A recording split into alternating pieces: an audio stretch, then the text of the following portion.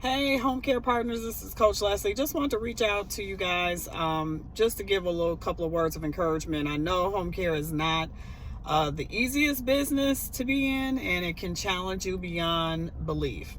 So I just want to encourage you to not be so hard on yourself.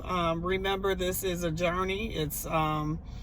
It's not every day is different. You're going to have those days where you feel like you're accomplishing what you're trying to achieve, staff is acting right, and then you're going to have your days where it feels like everybody's out to get you. So you have to learn how to balance that by taking your breaks. Sometimes as owners, we don't know when to step back. I've struggled with that, where you don't know when to sometimes not work in your business, but work on it. It's two differences. I talk about that in some of my trainings. So to be able to know when to back off is important. Number two, not taking things so personal. When it comes to, you're going to see a lot of disloyalty. Okay, I'm gonna just put that out there on the table. And what I mean by disloyalty, people that you seem to think were suitable, felt like they were people of their words, whether it was employees, whether it's partners, clients, you name it. So that can make you bitter, because when you're a person that is working by integrity and you're a person of your word and you want to provide excellence as an agency, somehow you tend to expect the same. Well, let me let you know, newsflash, it's a chance that might not happen on a lot of occasions, not just here and there. You're going to run into that all the time, but that's what you signed up for. It's no different than if you were working a job at somebody else's dream and your clients have lied to you on that job. So at the end of the day, it's your business. And I talk about it being $1 billion industry, which is home care. Home care is $1 billion industry. So there's a piece of it for you. And we talk about in our trainings how to target market our audience, how to finally understand who your avatar is, who is the client that works best for ABC Home Care. And how you learn that is through trial and error. I'm telling you the truth. There's no magic formula where I can say, oh, well, you're going to get X amount of clients that are going to all follow the rules and their caregivers are all going to be compliant and you're going to make $100,000 a month. If that was possible, trust me, everybody would be doing home care. So it's a strategy, yes. There's numbers, yes. But then there's also some research and time that has to be invested so that you're able to understand for your agency what clients work best for you. And in my case, for example, you may want to decide, let's say you get a person that has 24-hour care needs. And they're in their own home. There's a lot of liability to look at with that scenario. Do they have family members there? So in case your caregivers call in or something happens with your caregivers, how does that get resolved? So there's clients, we decided that, here's the pros and the cons. And I encourage you to do that with every potential intake. What are the pros? What are the cons?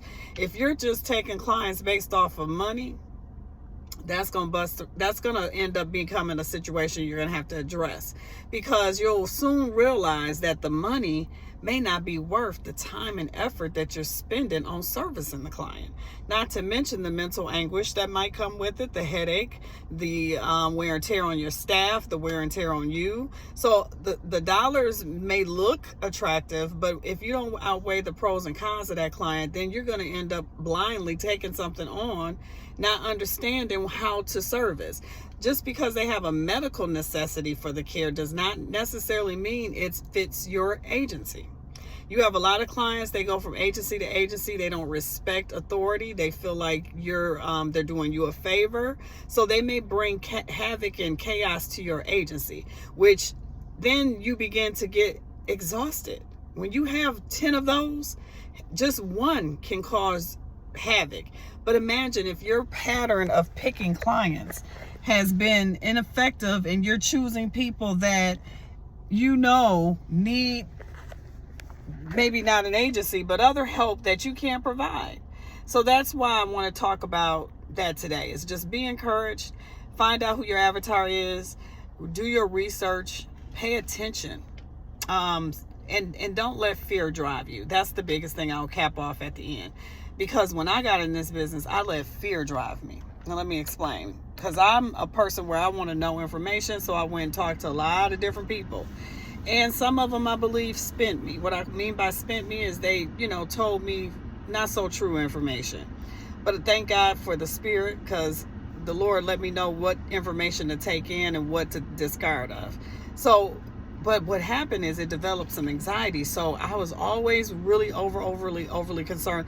Oh my God, we got to make sure if the state comes, we're all in compliance. We got to make sure this.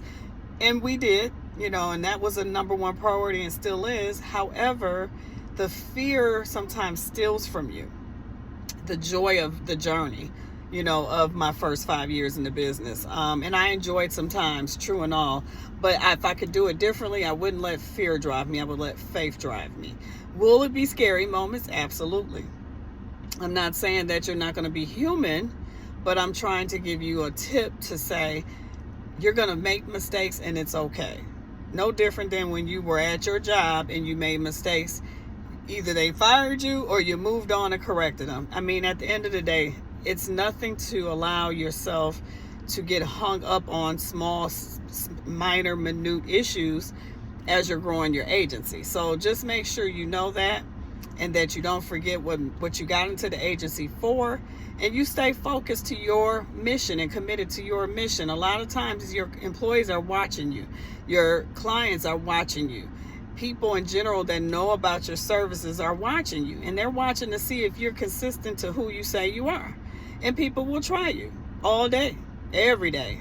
You will be tried, your employees will try you, and you always have to remember what your mission is. And the moment you start bending on your mission is when you start allowing the things around you to change your mission. And that's when you have to be sure about why you got into business.